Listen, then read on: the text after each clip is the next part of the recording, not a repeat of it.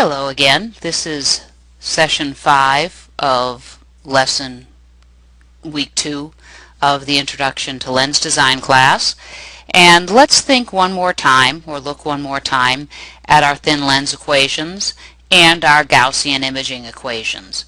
Now, with the thin lens equation, we've shown that, or with the lens equation, we can see that the power of a lens is the sum of the two surface powers, in this case phi1 and phi2, with an additional term that's the negative of the product of the two surface powers times the optical or reduced thickness, the thickness divided by the index. And we've shown, of course, or described that the power of our lens is 1 over the focal length, or the focal length is 1 over the power, however you want to think about it. It means the same thing.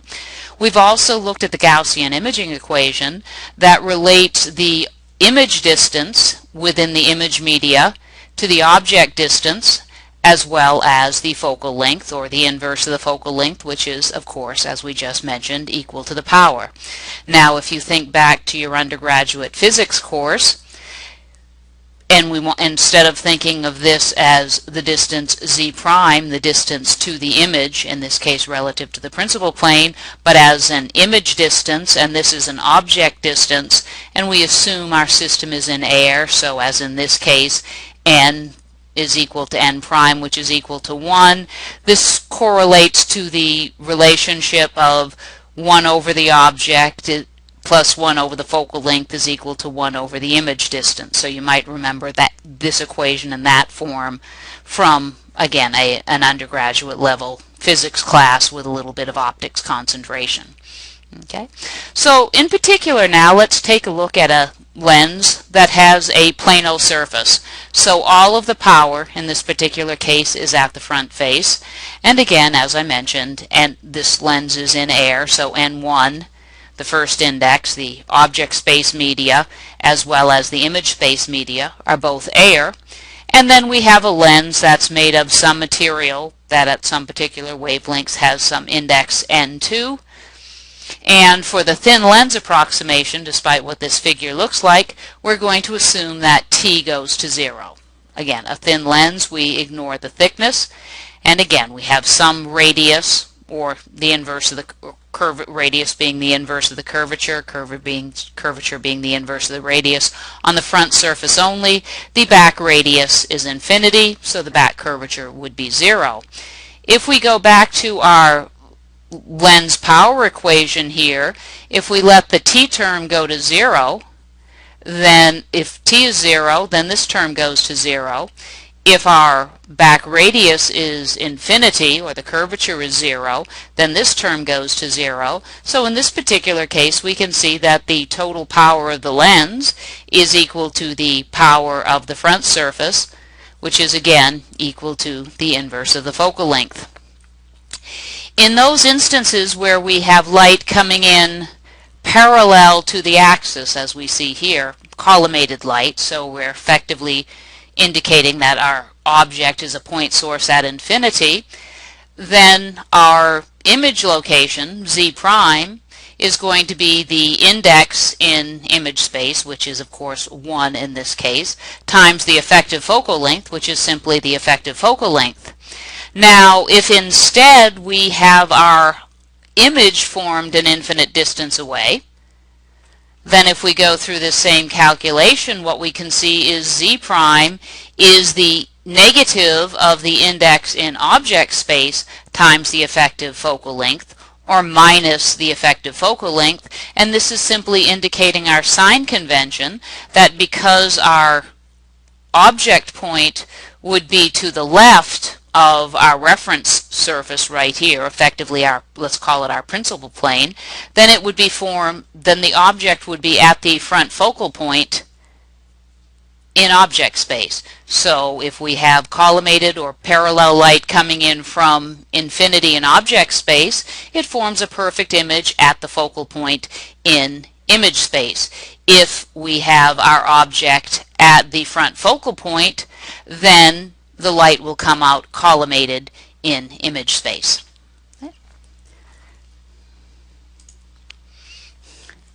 Now the reference plane we were talking about in that particular scenario is what we refer to as the principal plane, or the location along the axis is the principal point.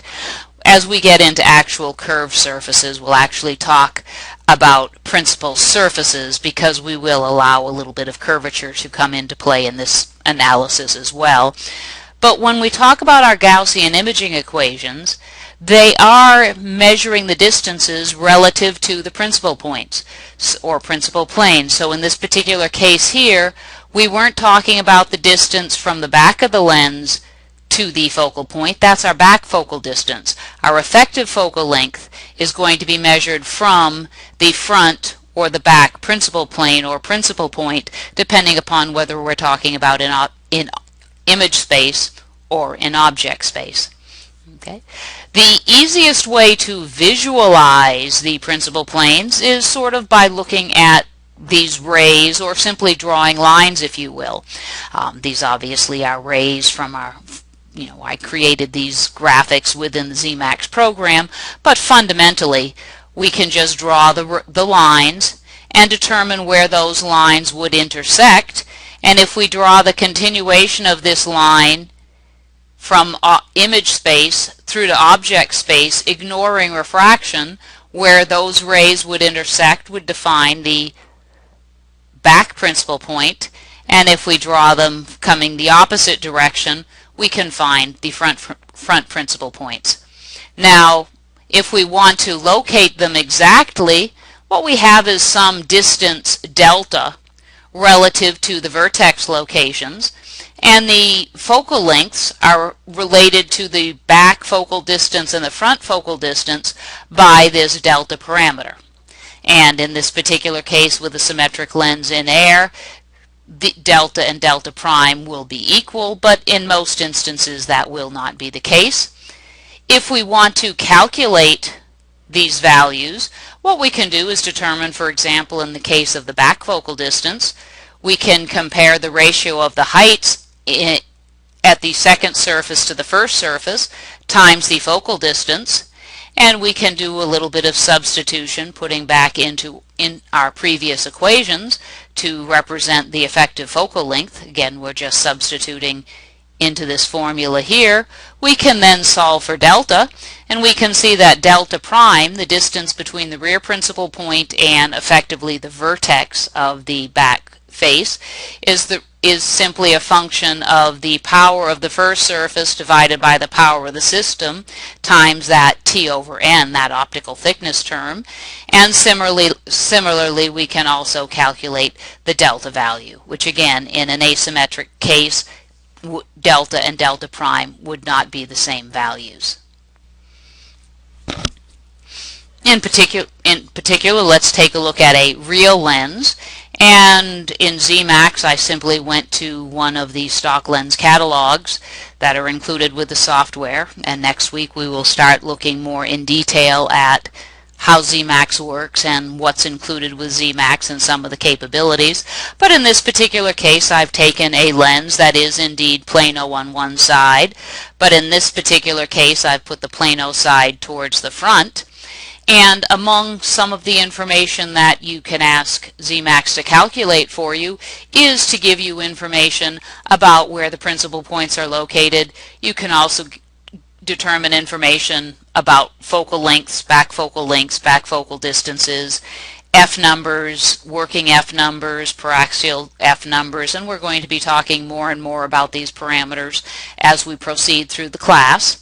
But if we look over at this table right here, this is the data of the cardinal points for this particular component, and it specifically tells us that object space positions are measured with respect to surface 1, and in this particular case, surface 1 is our planar surface, which is also in this case the stop and therefore the entrance pupil, and that image space positions are measured with respect to the image surface. And here's my image surface here.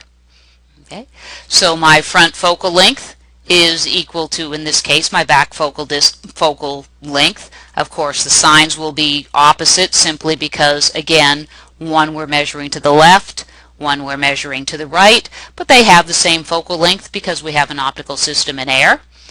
The focal planes, I have located my image at the focal plane. We can see that we don't have an ideal image here. We have a lot of what's called spherical aberration. For those of you who aren't familiar with that, the discussion of that will be coming up shortly.